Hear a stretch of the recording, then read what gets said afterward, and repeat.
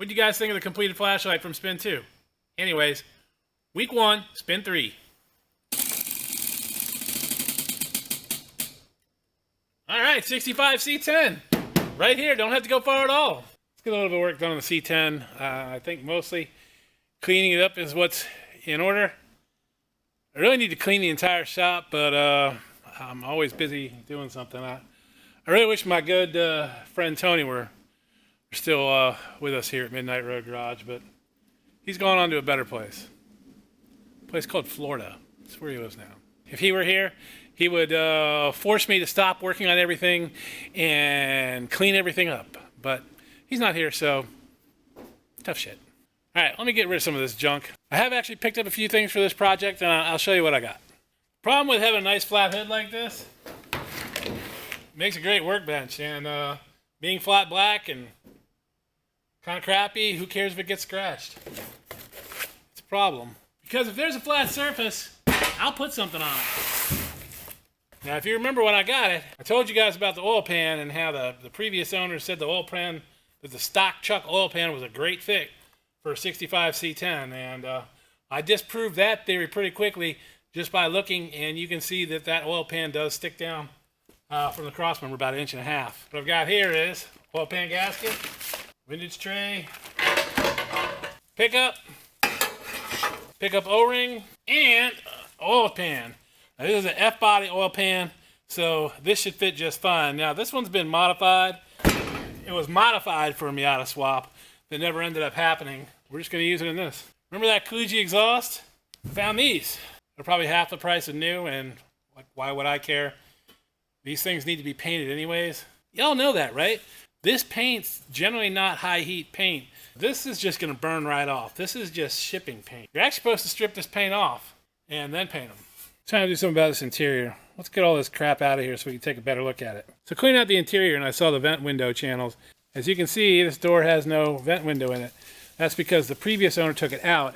He was going to do a conversion where you convert this to a full window instead of vent window.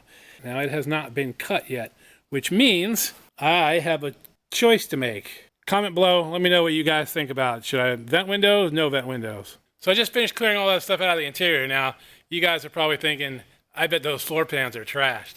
Oh, look at that. Surprise. Not a bit of rust on those floor pans because they've already been replaced. Now, the rest of the cab has quite a bit of surface rust and craps. Do we, now look, this is a kind of rat rod truck for sure, and that is all it's ever going to be. But this rust is not that hard to get rid of, and I could get rid of this and paint the interior maybe red or something like that, put a nice red seat in it, and it would look pretty cool. Or I could, I don't know, maybe clear coat over that rust or something.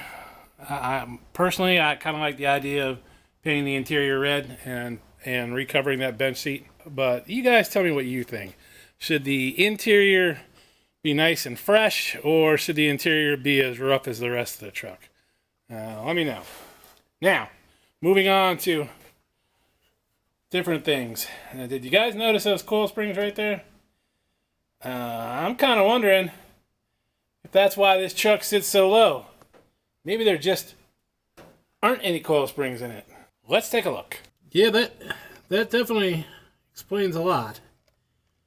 This is just straight up on the frame. So, all right, I'm gonna order some springs for it and get some springs under this guy. I'm not gonna use the ones that are in it. They would definitely be way too high. We'll get some like 4-inch drop springs or something. I kind of like how it sits low, but a little too low. So one last item to look at. These are the two halves of the bench seat. As you can see, it looks fairly intact, and I think it is savable. Just needs to be recovered. Which brings us back to the earlier question, what to do about the interior. So let me know on that, what you guys think. Should we redo it in red? The seat's got to be redone in some color. So red or tan, It's going to look kind of out of place to me.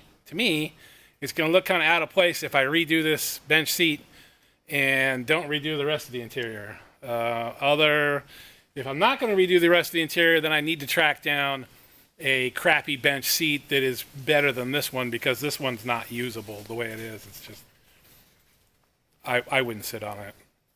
Even if I put like an Indian blanket on it, I'm still not sitting on it. So there you have it. Got to order some springs. So maybe next time we'll be putting some springs on it. That's your 5 minutes of 65 C10 for the week. See you guys in the next video.